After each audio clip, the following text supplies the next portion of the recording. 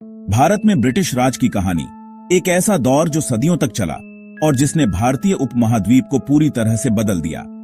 इसकी शुरुआत फौजों से नहीं हुई थी, बल्कि मुनाफा कमाने वाले व्यापारियों से शुरू हुई।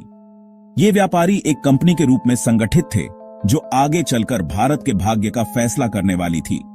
1600 में कुछ इंग्लिश बिजनेसमैन ने मिलकर एक कंपनी बनाई जिसका नाम था ईस्ट इंडिया कंपनी। ये एक जॉइंट स्टॉक कंपनी थी जिसका मकसद ईस्ट इंडीज के साथ व्यापार करना था, जिसे महारानी एलिजाबेथ आई ने ईस्टर्न ट्रेड का एकाधिकार दिया, यानी सिर्फ ईस्ट इंडिया कंपनी को ही ईस्ट इंडीज के साथ व्यापार करने का अधिकार था।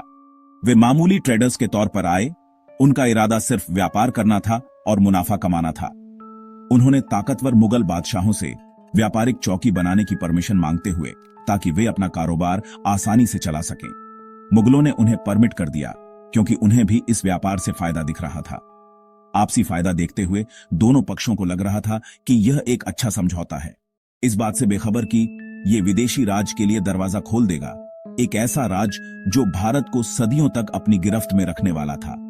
कंपनी ने इंडियन गुड्स सस्ते में खरीदे, जैसे मसाले और कपड़े, उन्हें यूरोप में महंगे में बेचा जहां इन चीजों की बहुत मांग थी, और इस तरह कंपनी बहुत अमीर हो गई। समय के साथ उन्होंने सूरत, मद्रास, बॉम्बे और कलकत्ता में ट्रेडिंग सेंटर बनाए जो उनके व्यापार के केंद्र बन गए, और धीरे धीरे अपना प्रभाव बढ़ाया।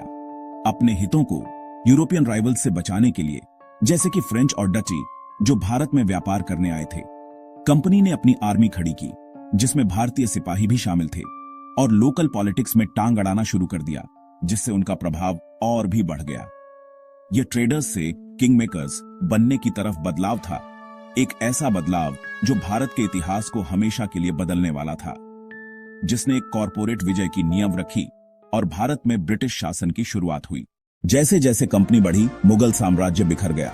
1707 में औरंगजेब की मौत के बाद कमजोर रूलर्स और आपसी लड़ाई ने सेंट्रल अथॉरिटी को तोड़ दिया।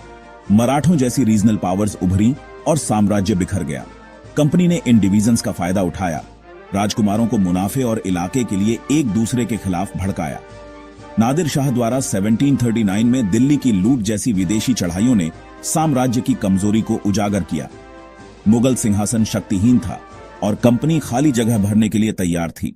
भारत की फूड कंपनी का सबसे बड़ा हथियार बन गई। 1757 में प्लासी की लड़ाई ने एक ऐसा युद्ध जिसने भारत के इतिहास को हमेशा के लिए बदल दिया, सब कुछ बदल दिया। यह सिर्फ एक सैन्य संघर्ष नहीं था, बल्कि एक राजनीतिक और आर्थिक क्रांति की शुरुआत थी।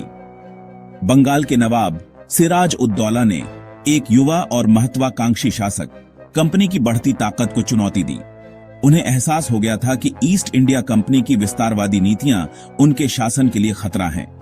रॉबर्ट क्लाइव, जिसे कलकत्ता वापस लेने भेजा गया था, एक चतुर रणनीतिकार था। जानता था कि वह ताकत से नहीं जीत सकता, क्योंकि उसकी सेना नवाब की सेना के मुकाबले बहुत छोटी थी। इसके बजाय उसने नवाब के कमांडर मीर जाफर को रिश्वत दी, एक ऐसा व्यक्ति जो नवाब बनना चाहता था ताकि वह अपने मालिक को धोखा दे। मीर जाफर ने क्लाइव के साथ मिलकर एक गुप्त समझौता किया। युद्ध के मैदान में, प्लासी के मैदान में नवाब की ज्यादातर सेना एक तरफ खड़ी रही। मीर जाफर के आदेश पर उन्होंने युद्ध में भाग नहीं लिया। सिराज उद दौला भाग गया, अपनी सेना के विश्वासघात से निराश होकर, और उसे मार दिया गया। इस तरह एक शासक का अंत हुआ। कंपनी ने मीर जाफर को कठपुतली के तौर पर बिठाया, जो अंग्रेजों के हाथों की कठपुतली बनकर रह गया। बंगाल की दौलत लूट ली। बंगाल, जो कभी भारत का सबसे समृद्ध क्षेत्र था, अब गरीबी और शोषण का शिकार बन गया। प्लासी ने कंपनी को भारत के सबसे अमीर प्रांत का कंट्रोल और विस्तार के लिए रिसोर्सेज दिए, जिससे उन्हें पूरे भारत पर कब्जा करने में मदद मिली। यह धोखे की जीत थी, एक ऐसी जीत जो छल और कपट पर आधारित थी, बहादुरी की नहीं बल्कि एक सोची समझी चाल थी, और ब्रिटिश राज की असली शुरुआत थी, जिसने भारत को 200 सालों तक गुलाम बनाकर रखा। बंगाल की दौलत के साथ ब्रिटिशर्स ने फूट डालो और राज करो को परफेक्ट कर दिया। उन्होंने भारत की डाइवर्सिटी, धर्म, जाति, भाषा का फायदा उठाया ताकि लोगों को बांटकर रखा जा सके। राजकुमारों को ब्रिटिश प्रोटेक्शन पर डिपेंडेंट कर दिया गया, एक दूसरे से अलग थलग कर दिया गया। ब्रिटिशर्स ने इंडियंस को जाति और धर्म के हिसाब से बांटा, पुरानी डिवीजन्स को गहरा किया। अलग इलेक्टोरेट्स और मार्शल रेस द्वारा मिलिट्री रिक्रूटमेंट ने एकता की बजाय दुश्मनी बढ़ाई। यहां तक कि इंडियन आर्मी को भी एकजुटता रोकने के लिए स्ट्रक्चर किया गया था। फुट डालो और राज करो ब्रिटिश कंट्रोल की नींव बन गया। 1857 तक भारत में ब्रिटिश राज के खिलाफ असंतोष की भावना धीरे धीरे पनप रही थी। गुस्सा फूट पड़ा एक ज्वालामुखी की तरह, और इस विद्रोह की चिंगारी थी वो अफवाहें कि राइफल के कारतूसों पर सुअर और गाय की चर्बी लगी हुई थी, जिसने धार्मिक भावनाओं को ठेस पहुंचाई, जिससे हिंदू और मुस्लिम दोनों की भावनाएं आहत हुईं और सैनिकों में आक्रोश फैल गया। विद्रोह मेरठ के सिपाहियों से शुरू हुआ, जिन्होंने इन कारतूसों का इस्तेमाल करने से इनकार कर दिया, और देखते ही देखते यह पूरे उत्तर भारत में फैल गया एक दावानल की तरह। और संक्षेप में इसने कई लोगों को ब्रिटिशर्स के खिलाफ एकजुट किया, कंधे से कंधा मिलाकर खड़े होने के लिए प्रेरित किया। लेकिन इस विद्रोह में दुर्भाग्य से कोऑर्डिनेशन की कमी थी, जिससे इसकी शक्ति कमजोर हो गई और फिर इसे बेरहमी से कुचल दिया गया, खून की नदियां बहा दी गईं।